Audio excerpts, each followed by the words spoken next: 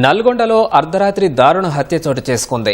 Manikanta laser colour lab యజమాని గద్దపాటి సురేష్ను గుర్తు తెలియని వ్యక్తులు వేటకొడవలతో దారుణంగా నరికి చంపారు. నకరికల్కి చెందిన మృతుడు నల్గొండ రామగిరిలోని గీతాంజలి కాంప్లెక్స్లో గత కొన్నేళ్లుగా మణికంఠ కలర్ ల్యాబ్ను నిర్వహిస్తున్నాడు. శుక్రవారం రాత్రి ల్యాబ్లోనే సురేష్ ఉండటంతో కొందరు వ్యక్తులు మాస్కులతో గదిలోకి ప్రవేశించారు. అనంతరం ఒక్కసారిగా వేటకొడవలతో ఛాతీ, మెడపై కత్తులతో మూకుమ్మడిగా దాడి చేసి పరారయ్యారు. దీంతో తీవ్ర గాయాల పాలైన బాధితుడు అక్కడికక్కడే మృతి చెందాడు. ఘటనా స్థలానికి చేరుకున్న పోలీసులు కేసు నమోదు చేసి దర్యాప్తు చేస్తున్నారు. మరింత సమాచారం మా ప్రతినిధి ఈశ్వర్ అందిస్తారు. రైట్ ధర్మదీప్, నల్గొండలో అర్ధరాత్రి దారుణ హత్య అయితే కలకలం రేపింది. నల్గొండకి ప్రధాన రహదారిలో ఈ ఘటన అయితే జరిగిందని చెప్పుకోవచ్చు. అర్ధరాత్రి సమయంలో ఇద్దరు వ్యక్తులు అయితే వచ్చి సురేష్ అనే వ్యక్తిని అయితే అత్యంత దారుణంగా కూడా హత్య చేసినట్లు కూడా తెలుస్తుంది. అయితే నల్గొండ జిల్లా నకరికల్కి చెందినటువంటి గద్దపాటి సురేష్ అనే వ్యక్తి గత 6 ఏళ్లుగా కూడా నల్గొండ రామగిరిలోని గీతాంజలి కాంప్లెక్స్లో మణికంఠ అనే ఒక కలర్ ల్యాబ్ను నిర్వహిస్తున్నాడు. ఈ కలర్ ల్యాబ్లో సుమారు 30 మంది కూడా పనిచేస్తున్నారు. సురేష్ దగ్గర ఇటు నల్గొండ, నకరికల్లు, చిట్యాల ఇలా 3 చోట్ల కూడా ఈ కలర్ ల్యాబ్లు ఉన్నాయి. ఈ కలర్ ల్యాబ్లో సుమారు 30 మంది కూడా పనిచేస్తున్నారు. అయితే రాత్రి 10:30-11 గంటల సమయంలో ఇద్దరు వ్యక్తులు కలర్ ల్యాబ్కి వచ్చారు.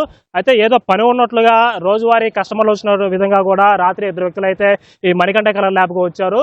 అయితే రాత్రి ఈ కలర్ ల్యాబ్లో మణికంఠ కలర్ ల్యాబ్లో అయితే 2 గదులు ఉన్నాయి. మొదట రోడ్డు పక్కనే ఒక గది ఉంటుంది, లోపలికి ఇంకో గది ఉంటుంది. లోపలికి వెళ్ళిపోయి సురేష్తో మాట్లాడుతున్న క్రమంలోనే ఏదో 2 ఫోటోలు అడిగారు. ఆ ఫోటోలు చూపిస్తామని చెప్పేసి సురేష్ లోపలికి వెళ్ళాడు.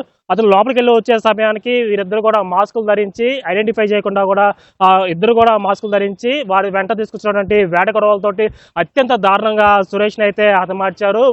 మెడపైన అదేవిధంగా గుండెలో కూడా కత్తి వేట్లు అయితే క్లియర్గా కనిపిస్తున్న పరిస్థితి ఉంది. ఈ దాడిలో అయితే సురేష్ అక్కడికే మృతి చెందిన పరిస్థితి ఉంది.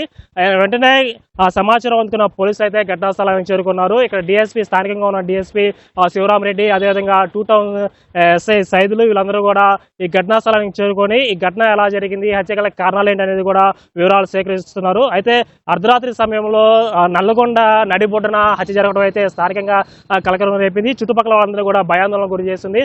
వెంటనే పోలీసులు మృతదేహాన్ని నల్గొండ ప్రభుత్వ ఆసుపత్రికి అయితే తరలించారు. అయితే హత్య గల కారణాలు ఏమిటి, ఏమైనా ఆర్థిక లావాదేవీలు ఏమైనా ఉన్నాయా, లేదా కుటుంబ కలహాల నేపథ్యంలో హత్య జరిగిందా అనే కోణంలో కూడా పోలీసులు దర్యాప్తు చేస్తున్నారు. అదేవిధంగా ఈ మణికంఠ కలర్ ల్యాబ్ వద్ద ఉన్నటువంటి, అదేవిధంగా ఈ రోడ్డు పైన ఉన్నటువంటి ప్రధాన సీసీ కెమెరాలన్నింటినీ కూడా పోలీసులు క్షుణ్ణంగా పరిశీలిస్తున్నారు. అదేవిధంగా ఆ డాగ్ స్క్వాడ్ తోటి, అదేవిధంగా ఆ క్లూస్ టీమ్ తోటి కూడా రాత్రి నుంచి కూడా ఇక్కడ మణికంఠ ల్యాబ్లో అయితే పోలీసులు అయితే దర్యాప్తు చేస్తున్నారు. ఇప్పటికీ కూడా ఈ హత్యగల కారణాలు ఏంటనేది కూడా పూర్తిగా తెలియలేదు. అయితే ఈ హత్యగల కారణాలను త్వరలోనే తెలియజేస్తామని చెప్పి కూడా పోలీసులు అయితే తెలియజేస్తున్నారు. అయితే అత్యంత మృదు స్వభావి, అదైతే ఎవరికి కూడా హాని చేయలేదు, అయితే ఎవరితో కూడా వివాదాలు లేవని చెప్పి కూడా అతని వద్ద పనిచేస్తున్నటువంటి సిబ్బంది చెప్తున్నారు. మొత్తం కూడా 30 మంది సిబ్బందికి అయితే పని కల్పిస్తున్నాడు, జీవనోపాధి కల్పించాడు. అటువంటి మంచి వ్యక్తిని ఎవరు హత్య చేశారని చెప్పి అక్కడ పనిచేస్తున్నటువంటి సిబ్బంది కూడా బాధపడుతున్న పరిస్థితి ఉంది. అయితే నగరికల్కి చెందినటువంటి సురేష్ గత 6 ఏళ్ళుగా కూడా ఇక్కడ నల్గొండలోనే కలర్ ల్యాబ్ నిర్వహిస్తున్నాడు. అయితే వారానికి ఒకసారి నగరికల్ వెళ్ళి వస్తుంటూ కూడా ఉంటున్నాడు. అయితే ఈ కలర్ ల్యాబ్ పైనే ఒక గది ఉంది, గదిలోనే సురేష్ అయితే నివాసం ఉంటున్నాడు. దీంతో పాటే ఇక్కడ గీతాంజలి కాంప్లెక్స్ లోనే సుమారు ఒక 4 కోట్లు కూడా సురేష్ కింద నడుస్తున్నాయి. వీటితో పాటు ఇటు నకరికల్, చిట్యాలలో కూడా కలర్ ల్యాబ్లు అయితే నిర్వహిస్తున్నాడు. అయితే 30 మందికి ఉపాధి కల్పిస్తూ మంచి వ్యక్తిగా కూడా పేరున్న సురేష్ని అత్యంత దారుణంగా ఒక పథకం ప్రకారం హత్య చేయడం కూడా స్థానికంగా కలకలం రేపని చెప్పుకోవచ్చు.